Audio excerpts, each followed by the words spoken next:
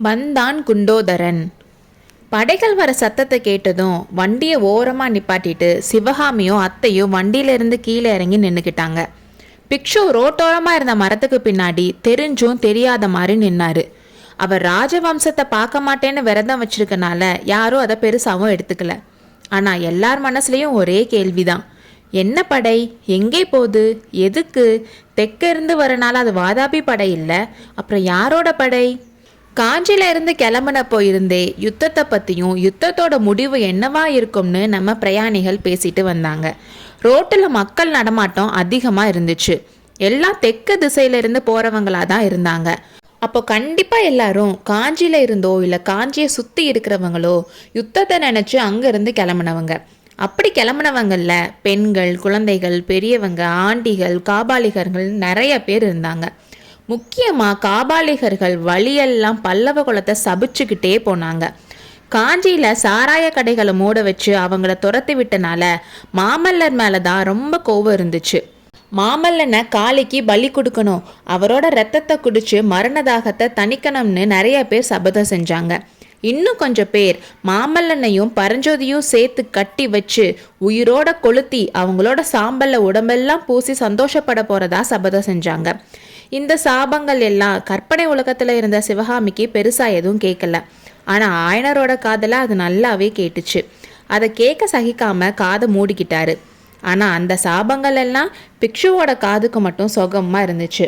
அவங்க எல்லாரும் நடந்து போயிட்டு இருக்கும்போது பிக்ஷு மட்டும் ஒரு தடவை காபாலிகர் கூட்டத்தில் போய் பேசிட்டு வந்து, ஆயனரே, நான் எப்பவாச்சும் புத்த சமயத்தில் இருந்து விலகுனா கண்டிப்பாக காபாலிகத்தில் தான் சேர்வேன்னு சொன்னார். இதை கேட்டு ஆச்சரியமான ஆயனர், சுவாமி, உங்களுக்கு ஏன் அப்படி தோணுச்சு? புத்த சமயத்து மேலே உங்களுக்கு என்ன கோபம்? யுத்தங்கள்னால வர சங்கடங்களையும் கஷ்டங்களையும் பார்க்க பார்க்க புத்த பகவான் காட்டின அகிம்சை தான் நல்லதுன்னு எனக்கே இப்போ தோணுதுன்னு சொன்னார். அதனால தான் நானும் சொல்கிறேன், நீங்கள் சைவத்தை விட்டுட்டு புத்த பகவான் கிட்ட வந்தா அப்போ காபால ருத்ரமூர்த்திக்கும் ஒரு அடியார் வேணும்லன்னு நாகநந்தி சொன்னது ஆயனருக்கு குழப்பமாக இருந்துச்சு. ரோட்டில் தெற்க இருந்து வரவங்க கிட்ட காஞ்சி பக்கம் இருந்து வரவங்க நிப்பாட்டி தெற்க என்ன விசேஷம்னு கேட்பாங்க. அவங்க அதுக்கு பதில் சொல்லிட்டு காஞ்சியோட நிலைமையை பற்றி விசாரிப்பாங்க. இந்த மாதிரி பேச்செல்லாம் நாகநந்தி அங்கங்க நின்று கேட்பாரு. இப்படி ஒரு இடத்துல மக்கள் பேசிட்டு இருந்ததை கேட்டுட்டு வந்ததுக்கு அப்புறம் புத்த பிக்ஷு, நாம ஒன்று நினைக்க யுத்த தேவன் வேற ஒன்னா நினைக்கிறான் போல, நாம நினைச்ச மாதிரி நம்ம பிரயாணம் இருக்காது போலையேன்னு சொன்னாரு. அப்படியா? புத்த தேவன் என்ன நினைக்கிறாருன்னு ஆயனர் கேட்டாரு. அத்தைய மாதிரி அப்பாவுக்கும் காது மந்தமாகி வருதுன்னு சொல்லி சிவகாமி சிரிச்சா. சிவகாமி அவங்க அப்பாவை கிண்டல் பண்ணதை ரசிச்ச நாகநந்தி கொஞ்சம் சத்தமா, ஆயனரே, நான் புத்த தேவரை சொல்லலை, யுத்த தேவனை சொல்றேன்னு சொன்னாரு. ஓ அப்படியா? யுத்த தேவன் என்ன சொல்றான்? நம்மளை வழிமறைக்க போறாரான்னு கேட்டாரு. ஆமா, பல்லவ ராஜ்யத்துக்கு எதிர்பார்க்காத ஆபத்துகள் எல்லாம் வந்துட்டு இருக்கு. மேற்க இருந்து கங்க நாட்டு சைன்யம் படையோட வந்து எல்லை பகுதியில நிக்கிதாம். தெற்க பாண்டிய மன்னர் பெரிய படையோட கிழக்கு சோழ நாட்டு எல்லைக்கே வந்துருச்சாம். வடக்கு இருந்து வர வாதாபி சைன்யத்தை பற்றி உங்களுக்கே தெரியும்.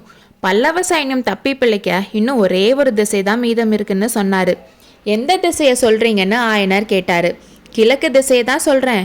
கிழக்குல இருக்க கடல்ல வேணும்னா மகேந்திர பல்லவர் அடைக்கலமாகலாம்னு பிக்ஷு சொன்னாரு.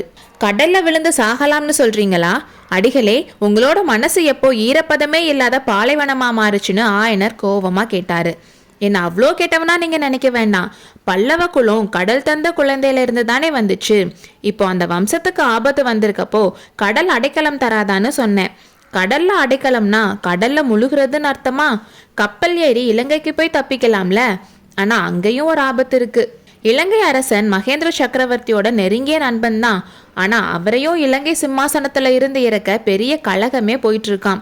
பாவம், பல்லவர்களுக்கு வந்திருக்க கஷ்ட காலம் அவங்களோட நண்பர்களையும் பாதிக்குதேன்னு சொல்லி சிரிச்சாரு நாகநந்தி. அப்பவும் ஆயனர் விட்டு கொடுக்காம, எதுக்காக சக்கரவர்த்தி இலங்கைக்கு போகணும்? காஞ்சி கோட்டை இருக்குல்லன்னு சொன்னாரு. ஆமா, காஞ்சி கோட்டை இருக்கு. அதுல 8 மாசத்துக்கு முன்னாடி பயங்கொல்லி பல்லவன் ஒளிஞ்சிட்டு இருக்க மாதிரி இப்ப அவனோட அப்பாவும் ஒளிஞ்சுக்கலாம். வாதாபி படை எங்கேயும் நிக்காம வந்திருந்தா கோட்டை ஒரு செகண்ட்ல நொறுங்கி இருக்கும். இப்போ கோட்டையை பலப்படுத்திட்டாங்க. அதனால கொஞ்ச நாள் வேணா உள்ள பாதுகாப்பா இருக்கலாம். வாதாபி படை 6 மாசமா வடபெண்ணை நதிக்கரையில என்ன பண்ணிட்டு இருக்குன்னு தான் தெரியலன்னு பிக்ஷு சொன்னாரு. இந்த வார்த்தைகள் எல்லாம் சிவகாமியால கேட்க முடியல. கடவுளே, நாக்கில் விஷம் இருக்க இந்த நாகநந்தியோட கர்வத்தை அடக்க மாட்டியான்னு மனசுக்குள்ளேயே நினச்சிக்கிட்டா.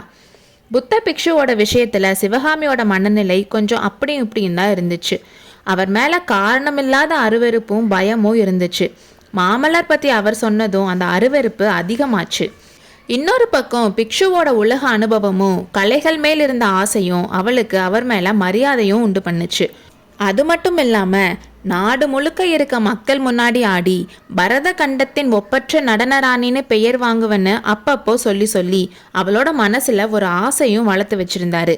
அதெல்லாம் சாதுவான நம்ம அப்பானால நடக்காது, நாகநந்தினால தான் அதெல்லாம் நடக்கும்னு அவளுக்கு தெரியும்.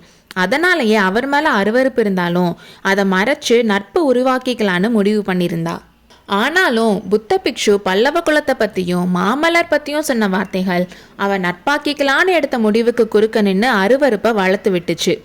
வாதாபி வடபெண்ணை கரையில் 6 மாசமா இருந்தது பற்றி பிக்ஷு சொன்னதும், சுவாமி, வடபெண்ணைக்கு போய் வாதாபி படைய நீங்களே கையை பிடிச்சி கூட்டிட்டு வந்துடுவீங்க போலையே, பல்லவ குலத்து மேலே உங்களுக்கு என்ன அவ்வளோ கோபம்னு சிவகாமி கொஞ்சம் கோபமாக தான் கேட்டா. எனக்கு என்ன கோபம் அம்மா, அவங்களோட கையாலாகாத விஷயம்னால இப்போ நம்ம நினைச்சு வந்தது நடக்காது போலையே. சிதம்பரத்துக்கு போய் அங்கிருந்து சோழ நாட்டுக்கு போய் அதுக்கப்புறம் நாகப்பட்டினத்தில் நடக்கிற விழாக்கு கூட்டிட்டு போறேன்னு சொன்னேன்ல, இப்போ பாண்டிய சைன்யம் கீழே சோழ நாட்டில் படையெடுத்து வரதா தெரியுது. இப்படி இருக்கும்போது நம்ம அங்கே போறது எப்படின்னு யோசிக்கிறேன்னு சொன்னாரு.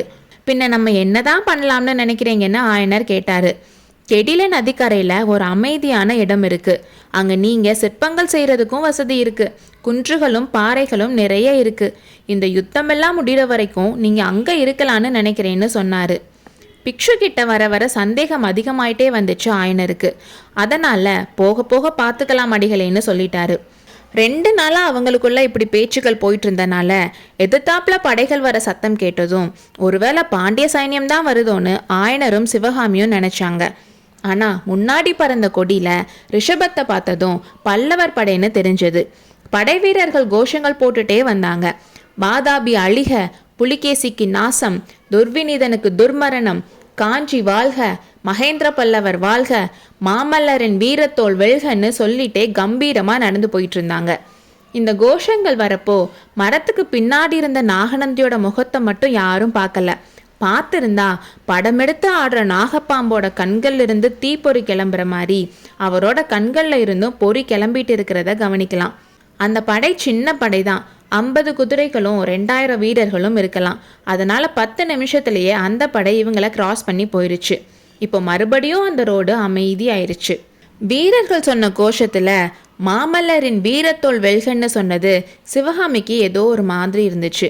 உண்மையிலேயே மாமல்லர் பயங்கொல்லியா இருந்தா இந்த மாதிரி கோஷங்கள் சொல்லுவாங்களா?